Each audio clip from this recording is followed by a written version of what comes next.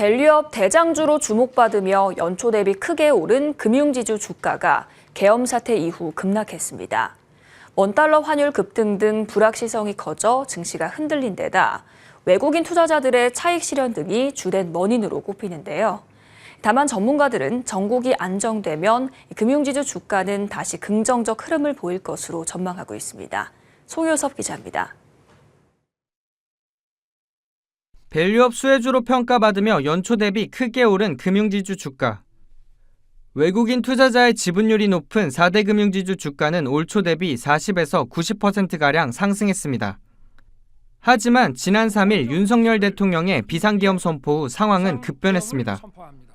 계엄령은 4일 유가증권 시장이 열리기 전에 해제됐지만 외국인 투자자가 매도에 나서면서 금융지주 주가가 하락했습니다.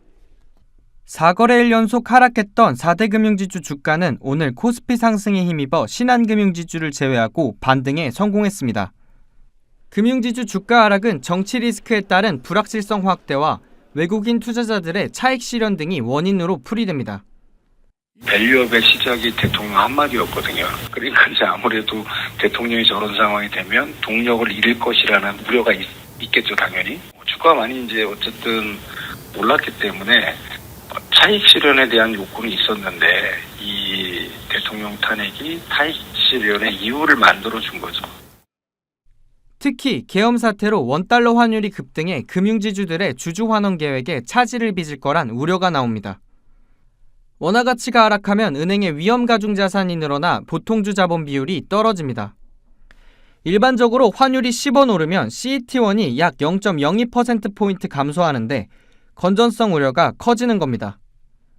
금융지주들은 보통주 자본 비율을 주주 환원의 잣대로 삼고 있어 CET1이 떨어지면 배당 확대와 자사주 소각 등의 차질이 생길 수 있습니다. 다만 전문가들은 불확실성만 사라지면 금융지주 주가는 긍정적 흐름을 보일 것으로 보고 있습니다. 금융지주들이 2027년까지 기업가치 제고 계획을 이미 발표했고 밸류업 프로그램은 여야 관계없이 모두 지지할 가능성이 크기 때문입니다.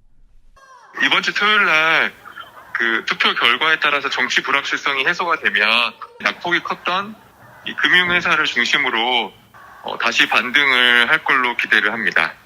밸류업 프로그램의 경우에는 야당도 크게 반대하지 않았고 이복현 금감원장도 블룸버그와 인터뷰에서 탄핵, 권력교체, 정치적 불안정 여부와 관계없이 밸류업 프로그램은 계속될 것이라고 말했습니다.